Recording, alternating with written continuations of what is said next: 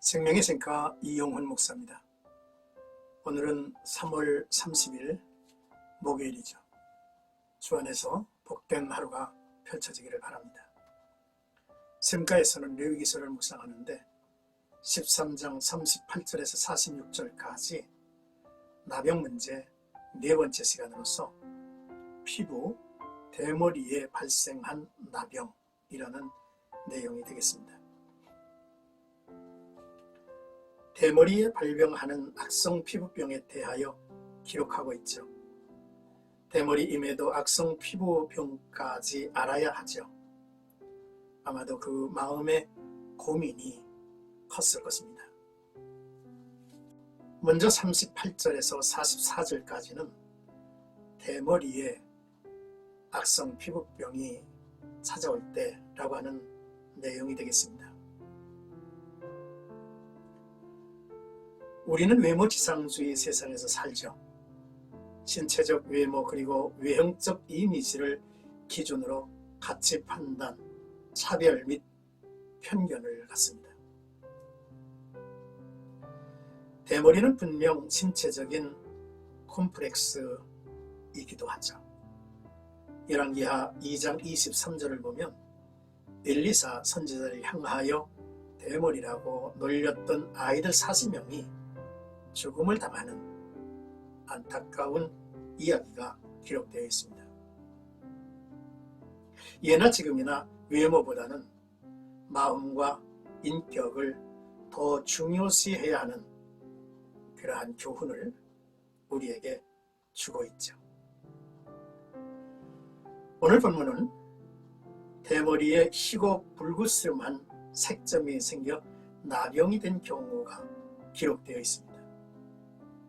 대머리에 나병이 발생할 경우 제사장은 다른 부위에 나병 증세가 있을 때와는 다른 결정을 해야 했습니다. 즉, 2주간에 걸쳐 신중하게 지켜보던 때와는 달리 즉시 부정하다고 선언을 합니다. 추측컨대 머리가 주는 상징적인 의미 때문으로 보여지죠. 머리는 모든 사람이 직접 보고 또한 확인할 수 있기 때문이며 신체 중에서 중요한 부분이 머리이기 까닭이 아닌가 싶습니다. 45절에서 46절까지는 진영 밖에서 살찌니라 라는 내용입니다. 45절 말씀에 기록된 것처럼 악성 피부병에 걸린 사람은 옷을 찢고 머리를 풀게 했습니다. 나병 그 자체가 죄는 아니죠. 다만 하나님의 진노를 받았다는 슬픈 증거요, 고통스러운 일이었습니다. 그러나 나 환자는 그로 인하여 주위 사람들과의 교제가 단절되고 성소에 가까이 할 수도 없으며 깨끗함을 입을 때까지 추방당하여 격리되었으므로 죽음과 다름없는 생활을 했어야 합니다.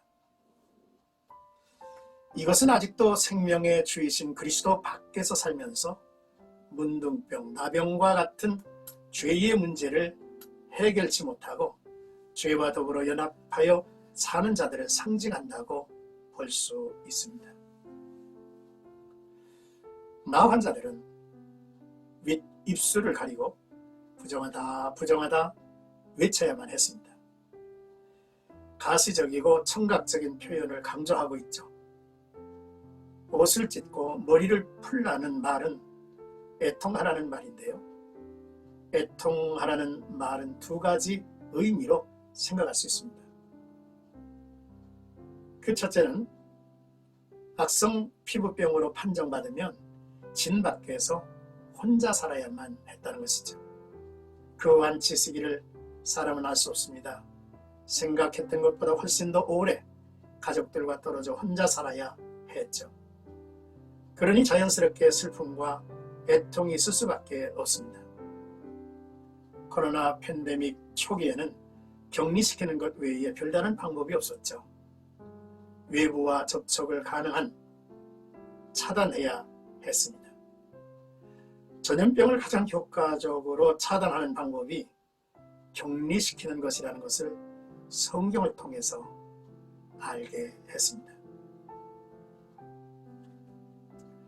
그러나 나병의 전염 확산 방지의 목적도 있었지만 이스라엘 공동체의 의식적인 정결 수호에 더욱 목적이 있었을 것입니다. 따라서 이는 영적으로 죄에 감염된 자 또한 정결함을 얻기까지 결코 하나님의 거룩한 공동체에 참여할 수 없다는 사실을 교훈해주고 있기도 합니다.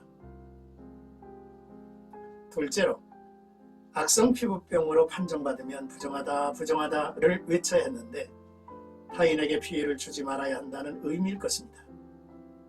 왜냐하면 의식법상 나병 환자와 접촉한 자 역시 부정한 자로 여겨졌기 때문이죠.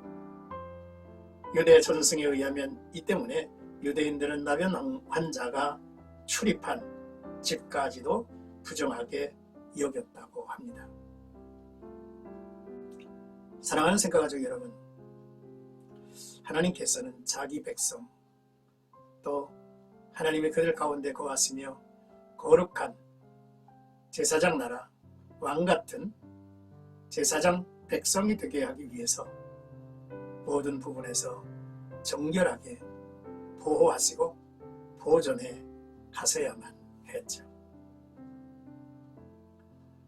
오늘의 말씀을 통해서 우리는 첫째, 나는 진영 안에 있는 자인지 진영 밖에 있는 자인지를 분명히 해야 되겠다라고 하는 교훈을 받습니다. 누구든지 그리스도 안에 있으면 새로운 피조물이라 이전 것은 지나갔으니 보라 새 것이 되었도다 라고 하셨죠. 둘째, 나는 입술로 나의 부정함을 진실하게 고백하는 자인지를 살펴봅니다. 하나님과 사람 앞에서 죄를 용서받을 수 있는 첫걸음은 애통하며 진실하게 고백하는 일이죠.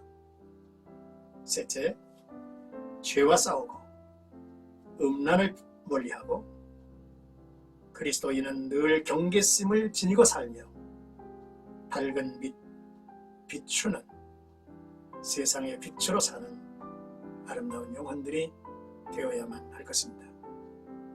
오늘도 나와 여러분들의 삶 속에 정결하고 깨끗한 모습이 있기를 바랍니다. 또 우리들의 삶 속에 하나님 앞에서의 거룩한 빛을 비춰가는 복된 영혼들 되시기를 주의 이름으로 축복합니다.